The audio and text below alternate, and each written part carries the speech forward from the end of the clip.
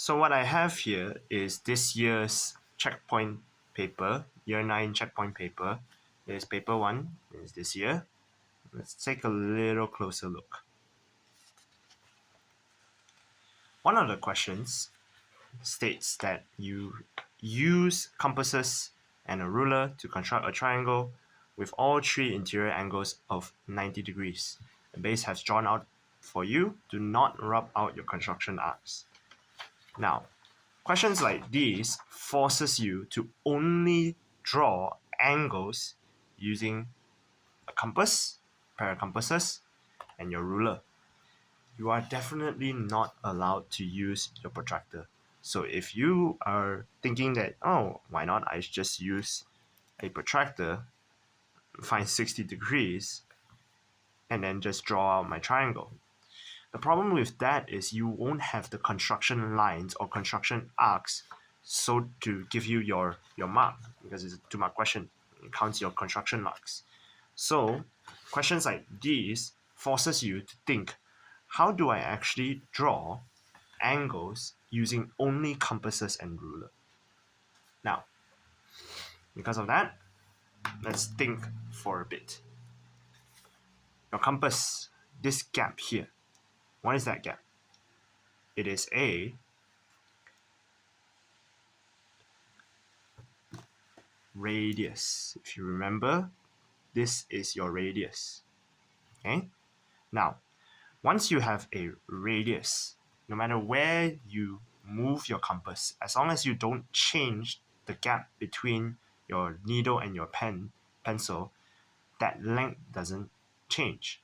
Now, think about what shape has all sides being the same. If you're thinking, you should know that it is an equilateral triangle. So how do you actually draw an equilateral triangle using a pair of compasses? Remember, when I have my center down here, okay, this is one possible length of where my radius can be. Then I can find another possible area. Okay, so this length is still the same, right? Now, some of you might be able to tell that I have an isosceles triangle because now I have 2 sides the same. I need a third side. What do? I take my needle, put it on the other end. You see how it's the same length here? It's the same radius. I just need to find where that same length will end up meeting my other side, just here. So once I find the meetup point, I can connect them up. And then now I should have an equilateral triangle. And you can take your protractor just to check. It is 60 degrees. 60 degrees on one side, and then here you have 60 degrees on the other side, and then on top here you have 60 degrees as well. So 360 degrees, that means this is an equilateral triangle, and all sides are the same because of my compasses, my radius. I have not changed the length of my compass at all. Now, how does that actually help us then? This one is under the family of 60 degrees. I can, without drawing an equilateral triangle, I can actually just draw a 60-degree angle just simply by marking where my center is. Once again, find out my base length, and then that point where it meets, I'll just mark, and then I'll have my second arc, and this is 60 degrees. I don't need to draw the entire triangle out. I can immediately know that this is 60 degrees because this is one, or rather 2 sides of an equilateral triangle. Now, a family of 60 degrees, basically, what other angles can I actually find from this 60 degrees? I can actually take this and have an angle bisector, because remember how to draw your angle bisector? You mark one side and the other side, and then from here you find one arc here, you draw one arc here, and you draw one arc here, and then you connect them together. And because this is an angle bisector, it divides 60 degrees into half, and now it should be 30 degrees. Right? So this is 30 degrees. So in other words, how you draw 30 degrees without showing this example, let me just do a cleaner version. What I can do is I can do two markings with my compass. Once again, finding the center, and then finding an arc. Look for 60 degrees. And I don't need to draw the line here because I know that that's where my needle will go. So I'll just draw from my needle another construction arc here, and another one there. And this is 30 degrees. It's 30 degrees. And if you remember from my previous video, when it talks about how bisectors work, essentially what I'm drawing is a bunch of isosceles triangles and equilateral triangles. But right now, I'm only focusing on the parts that I want. So in this case here, the part that I want is only 30 degrees. So from the family of 60, I can draw 30 degrees, 60 degrees, even 15 degrees because I just bisect.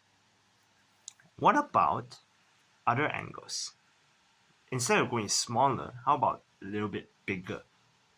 What about 150 degrees? Pause the video and just think about it. How do you draw 150 degrees? If you have thought about it, one thing that you have to understand how maths work is every single time we teach you to solve mathematical problems in one direction, we will always most likely reverse it, ask you to solve it in a different direction or in the reverse direction. So I've taught you how to draw a 30-degree angle. That's the positive direction. How do I do the reverse? What do?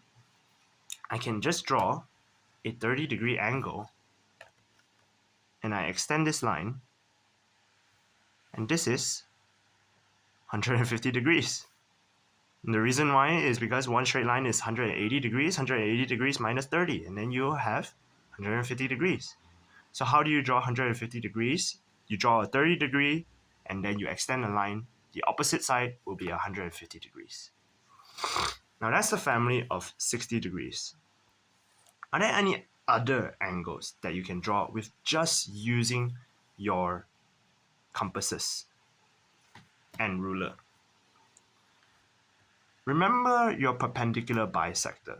How do you draw a perpendicular bisector? I can just do a marking here and a marking here, and then finding my center, I can draw a diameter in between, and then I extend my compasses a little bit. I find the center here and the center here, and the side here. This is my isosceles triangle, and this is my perpendicular bisector. You should already know how to draw a perpendicular bisector. Now this one is 90 degrees. So this is a family of 90. So now by looking at the word family of 90 means 90 degrees, and then dividing it up into half, you have 45 degrees. So how do you draw 45 degrees? You can draw with your bisector up here. You then go from the center,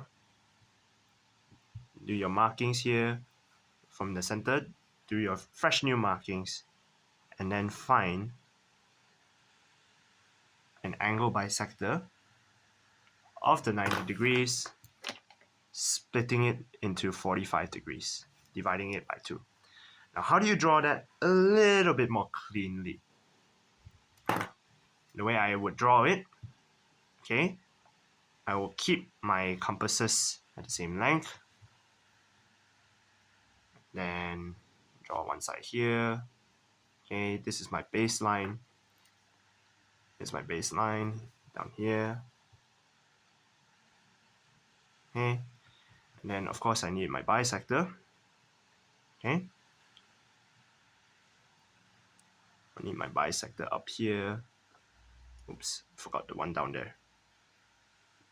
And then up here, the one on this side is a little too short.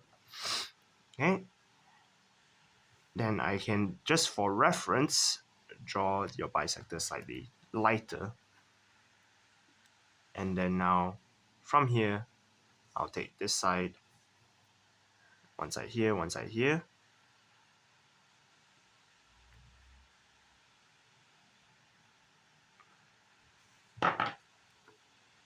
And then draw it a little darker than the rest.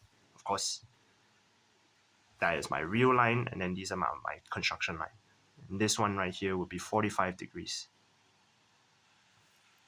Okay, so these are the types of angles that you can draw using only a pair of compasses and ruler. Now, back to the question just now. Use compasses and a ruler to construct a triangle with interior angles of 60 degrees. That's an equilateral triangle. So how do you actually solve this question? What you do is you extend. First of all, having your needle on one end of the given base length, then having your pencil on the other side. On the other side, then what you can do is you can just mark one on top, one line on top, go to the other side, mark the other side. Because you are basically having the same length. I've opened up my compasses to the same length, and I have each length, all the possible areas meeting up. And by using my ruler,